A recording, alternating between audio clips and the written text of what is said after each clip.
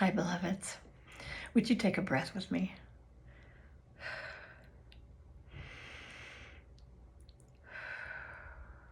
There. I have a story about a personal journey through this very day, the day that I'm recording, which is Thursday, January 15th. I recorded a pretty long message this morning, and it didn't feel quite right. So I put it aside and went about my day. And here it is, much later in the evening on that same Thursday. And I do feel like a different person. And I guess the journey goes something like this. I woke up. I did all my usual spiritual practices and then some, which helped to ground me and helped to fill me up with a sense of love for life. And I also checked the news just briefly. I have a diet that I'm pretty strict about in terms of how much I take in at a time. But right now, as most of us are experiencing, it's hard not to be overwhelmed every single time we look at the news, if indeed we're not actually in the midst of the news that is in the making. So I felt all of the usual excruciating sorrow about what's going on in this country, especially around the othering, the dehumanizing of groups of people, and the consequent tragedies and horrible life events that are happening for members of all of the groups that are being discriminated against and targeted. So, of course, I was thinking about what's happening in Minneapolis and the Somali immigrants, among others. I was thinking about those who are peacefully protesting and how they're being treated. I was thinking about the synagogue in Jackson, Mississippi, the largest synagogue in Mississippi, whose library and other parts of that synagogue were burned, set on purpose by an arsonist last weekend. And also a story about the car belonging to a Muslim man who'd gone into his mosque to pray in Los Angeles and came out to find his car also set on fire. And it takes my breath away again, just as I was struggling to breathe this morning. Still, something has changed for me, very small, but significant, because within the work that I've done today, by striving to fulfill what I believe is my role, or at least a big part of my role in the resistance right now, in the working together to try to create the world where all can thrive.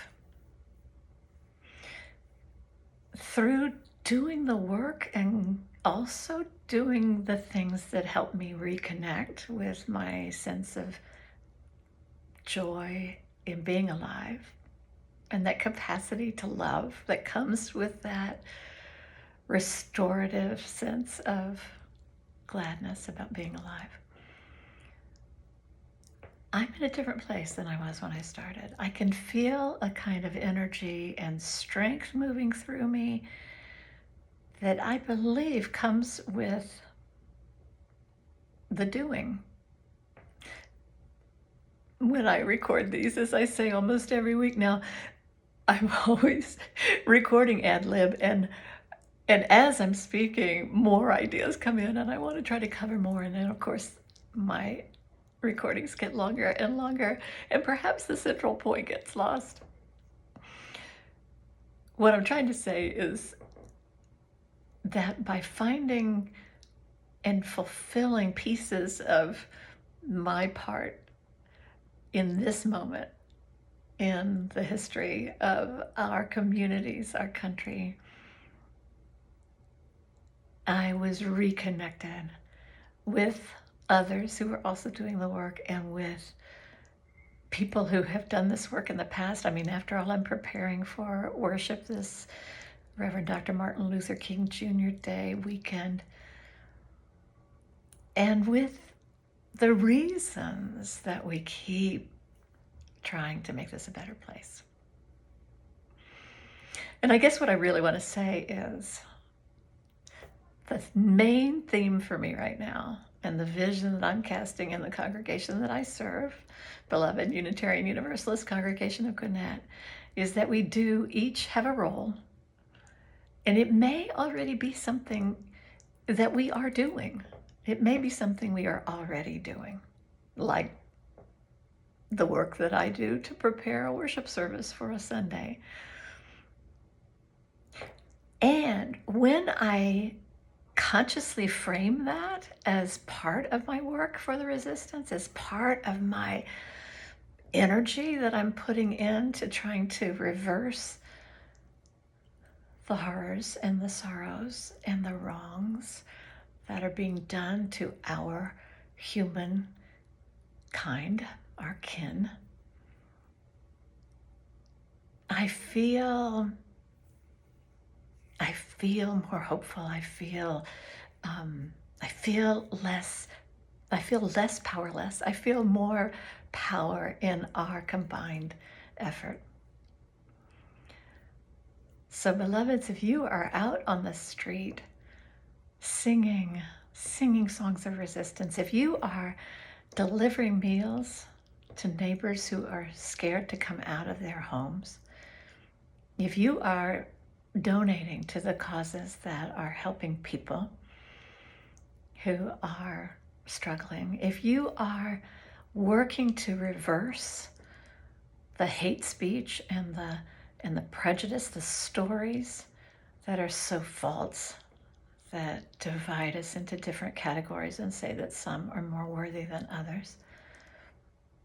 If you're doing any of those things, thank you. I hope you feel that same energy coursing through you because you are taking part. If you are at home and caring for your family, if you are striving to comfort distressed children or elders, if you are cooking a meal for a potluck for your community, I hope that, like me, you'll take this everyday activity and frame it as part of your role in the resistance and recognize the energy and the strength and the hope that that gives you. Let me know in the comments. I love you. I'll see you soon.